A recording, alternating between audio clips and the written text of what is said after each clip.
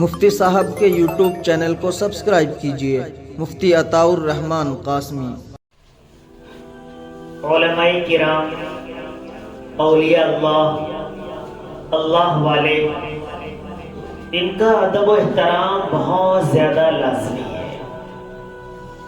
اللہ تبارک و تعالیٰ کو کس ولی کی کیا عطا پسند ہے آپ اس کا اندازہ نہیں لگا سکتے۔ اللہ تبارک و تعالیٰ سے ان اولیاء کی کتنی خاص بات ہے آپ اندازہ نہیں لگا سکتے ہیں۔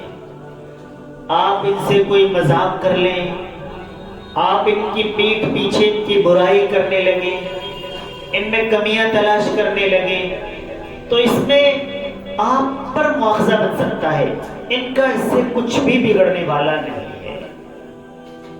بصرہ کے اندر ایک سردار تھا، بڑا آدمی تھا، بہت پریشان رہتا تھا، غمگین رہتا تھا۔ ایک دن ایک آدمی نے معلوم کیا کہ جناب آپ پریشان کیوں رہتے ہیں، اتنے غمگین کیوں ہیں؟ سردار کہنے لگا کہ بتانے کی بات تو نہیں ہے لیکن میں بتا دیتا ہوں۔ اصل میں نے ایک اللہ والے کی کچھ تھوڑی سی مذاق بنا دی تھی۔ ایک ولی اللہ سے میں نے بے ادبی والا معاملہ کر دیا تھا، تو میں پریشان رہتا ہوں، میرے ذہن میں میرے دماغ میں یہ بات سوال رہتی ہے کہ کہیں قیامت کے دن مجھ سے مواخذہ نہ ہو جائے۔ ہوا یوں کہ ایک مرتبہ میں حج پر جا رہا تھا، تو جس طریقے پر دور تک کچھ احباب، رشتہ دار، گھر والے چھوڑنے جاتے ہیں، ایسے لوگ مجھے چھوڑنے آئے تھے۔ ان میں ایک میرا قریبی آدمی تھا، زید نام کا۔ جب وہ مدت آ گئی، وہ جگہ آ گئی، وہ مقام آ گیا جہاں سے لوگ واپس ہوتے ہیں، وہاں سے سب لوگ واپس چلے گئے۔ زید میرے ساتھ چلتا رہا۔ کچھ دیر چلنے کے بعد میں نے زید سے کہا، ارے بھائی آپ بھی چلے جاؤ، طویل سفر ہے، میں نکل رہا ہوں۔ زید نے کہا میں بھی آپ کے ساتھ چلتا ہوں۔ میں نے کہا آپ اسی گڑیا کا کھیل سمجھتے ہیں حج پر جانا، اتنا طویل سفر کرنا؟ زید نے کہا کہ اللہ تبارک و تعالیٰ آپ کو ساز و سامان اور توشے کے ساتھ حج پر بھیجنے پر قادر ہے، تو مجھے بھی بھیج سکتے ہیں۔ میں نے کہا ٹھیک ہے، تم اپنی راہ لو، میں اپنی راہ لیتا ہوں۔ میں اپنے راستے حج پر چلا گیا۔ میں حج سے فارغ ہونے کے بعد مدینے میں تھا، ایک جگہ بیٹھا ہوا تھا، تو اچانک دیکھتا کیا ہوا کہ سامنے سے زید چلا آ رہا ہے اور اس نے مجھے سلام کیا۔ میں نے کہا بھائی حج سے فارغ ہو گئے؟ زید نے کہا جی ہاں میں حج سے فارغ ہو گیا ہوں۔ کہ میں نے مذاقاً اور یوں کہہ دیا کہ حج سے فارغ ہونے کے بعد وہاں سے حج کی مقبولیت کی چٹھی بھی مل گئی یا نہیں؟ زید نے کہا چٹھی تو مجھے کوئی نہیں ملی۔ زید واپس چلا گیا۔ زید واپس کعبۃ اللہ گیا اور پھر واپس آ گیا۔ میں ایک دن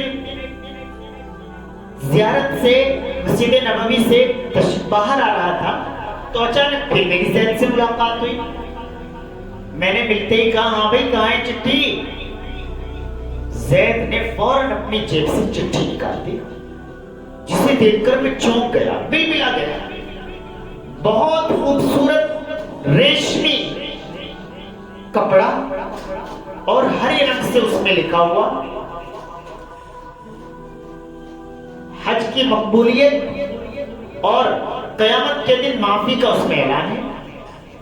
میں اسے دیکھ کر بڑا پریشان ہوا، بڑا مجھے قلق ہوا کہ واقعی یہ تو بہت پہنچا ہوا کوئی آدمی ہے، اس طریقے پر چٹھی تو ملتی نہیں ہے، اسے تو واقعی چٹھی مل گئی۔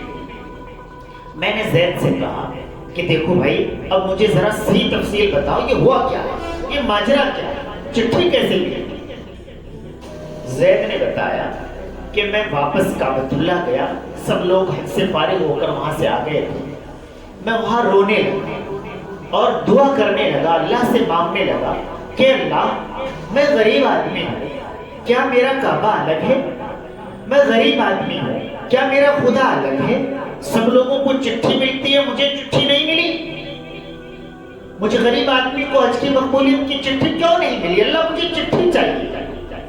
میں اللہ سے دعا کرنے لگا اور میں نے یہ کہہ دیا کہ اللہ، یا تو میں چٹھی لے کر جاؤں گا یا میں رو رو کر یہیں کعبۃ اللہ کے پاس مر جاؤں گا، لیکن بغیر چٹھی کے واپس نہیں جاؤں گا۔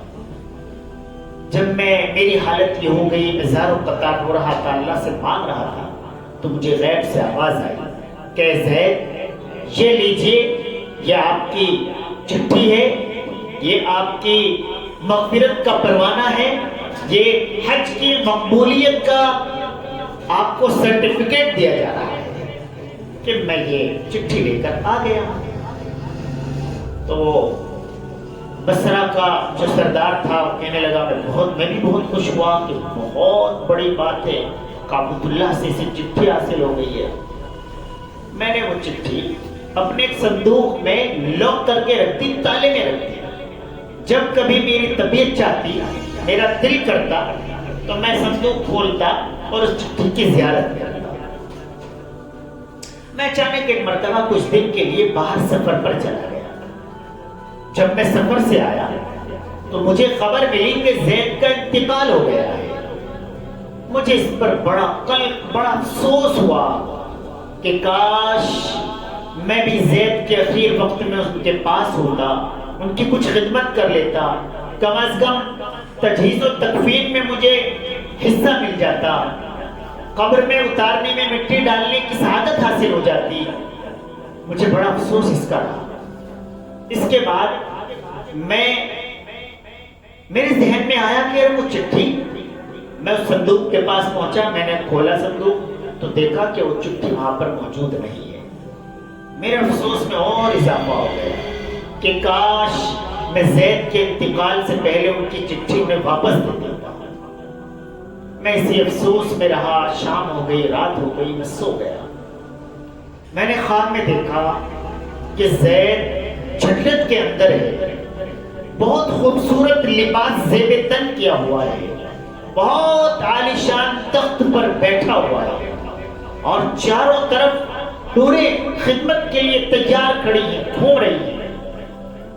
میں نے جا کر زید کو سلام کیا اور یہ معلوم کیا کہ آپ تو چٹھی کے بغیر ہی آگے، وہ چٹھی میں آپ کو نہ دے سکا۔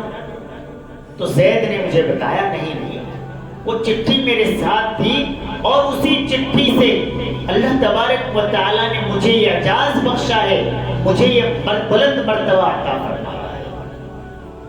تو میں اس دن سے غم میں رہتا ہوں کہ یہ مجھ سے ایک بہت بڑے ولی کی شان میں گستاخی ہو گئی تھی۔ کہیں اللہ تبارک و تعالی قیامت کے دن مجھ سے مواخذہ نہ کر لے، مجھ سے سوال نہ کر لے۔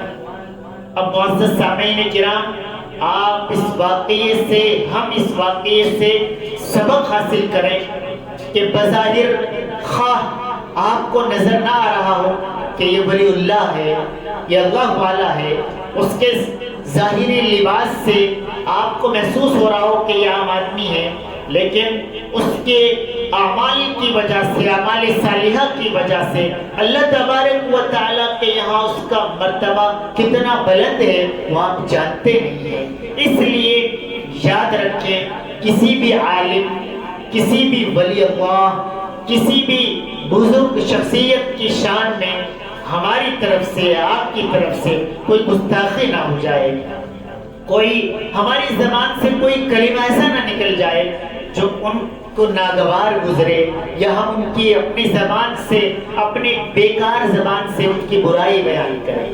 اللہ تبارک و تعالی عمل کرنے کی توفیق عطا فرمائے۔